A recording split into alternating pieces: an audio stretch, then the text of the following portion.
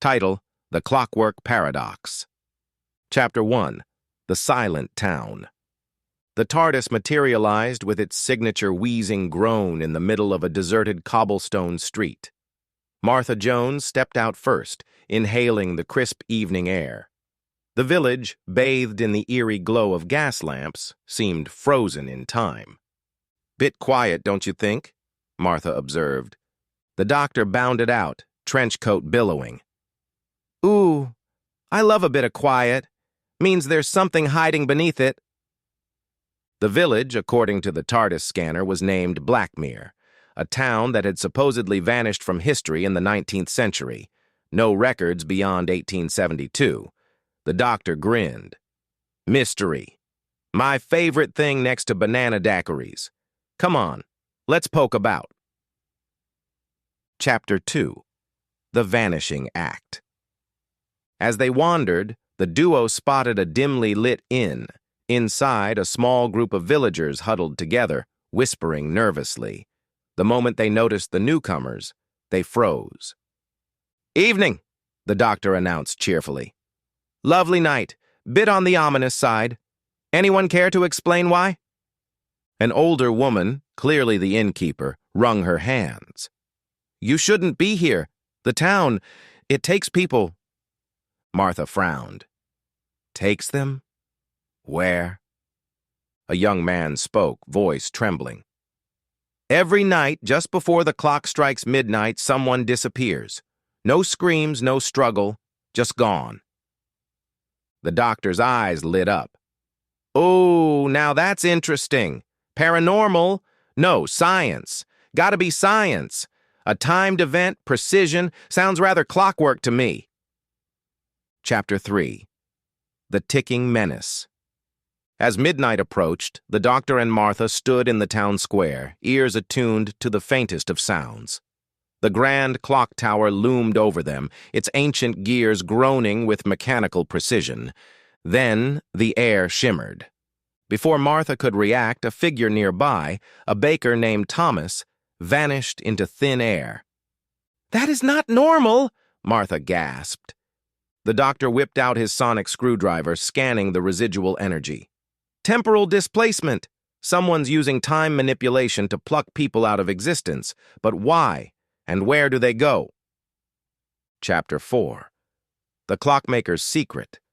Tracking the energy signature, they followed it straight to the heart of Blackmere, the abandoned workshop of one Elias Carruthers, a clockmaker who had disappeared himself years ago. Inside, the walls were lined with intricate timepieces, each ticking in perfect synchronization. At the center stood an elaborate device, a fusion of Victorian craftsmanship and advanced alien technology. "This isn't just a workshop," the doctor murmured. "It's a temporal nexus. Someone's using this to rewrite time itself."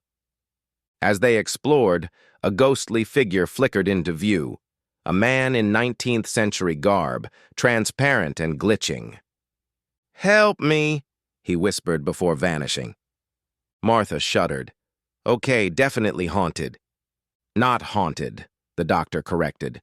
"Trapped between moments. Someone's manipulating time streams, pulling people out of sync." "But who?"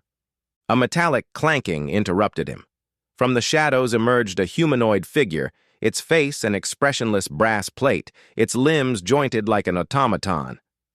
"Oh, I do love a good steampunk nightmare," the doctor quipped. The automaton raised a mechanical hand. "You must leave. The clockwork paradox must be maintained." Chapter 5. The Rift Unveiled. Dodging the automaton's attack, the doctor and Martha scrambled deeper into the workshop. The doctor quickly assessed the main console. "Someone's running a time experiment gone very, very wrong," he deduced. "This whole town is caught in a loop, and the missing people displaced into a collapsing time pocket." Martha gestured at a series of names etched into the brass panel. "These are the missing villagers. But why would someone do this?" A voice echoed through the room. "To preserve time itself." A man materialized before them, Elias Carruthers, or what remained of him. His body flickered like a damaged hologram, barely holding on to reality. "I sought to create perfection," Elias explained mournfully. "A town forever preserved in its best moment. But time, it resists. It demands balance." The doctor nodded. "Oh, I see. You built a paradox machine, tried to freeze Black Mirror in a perfect loop, but instead you've been slowly unraveling it. The town's disappearing, one person at a time." "Can it be fixed?" Martha asked. The doctor's face darkened. "Only if we break the loop. But that means restarting time completely. Everyone displaced. They might not survive." Elias looked at the names. "I never meant for this. Do it. Free them." Chapter 6. Time Restored. Working quickly, the doctor reversed the polarity of the time device, as he often did. The machine groaned in protest, gears spinning wildly. The automaton lurched forward. "You cannot!" Too late. The machine imploded in a flash of blue light. A shockwave rippled through the town. Then, silence. The villagers, including those who had vanished, reappeared in the square, dazed but unharmed. The clock tower resumed its steady ticking, no longer a harbinger of doom. Elias Carruthers gave a final grateful smile before dissolving into the ether, his presence no longer needed in a restored timeline. Martha exhaled.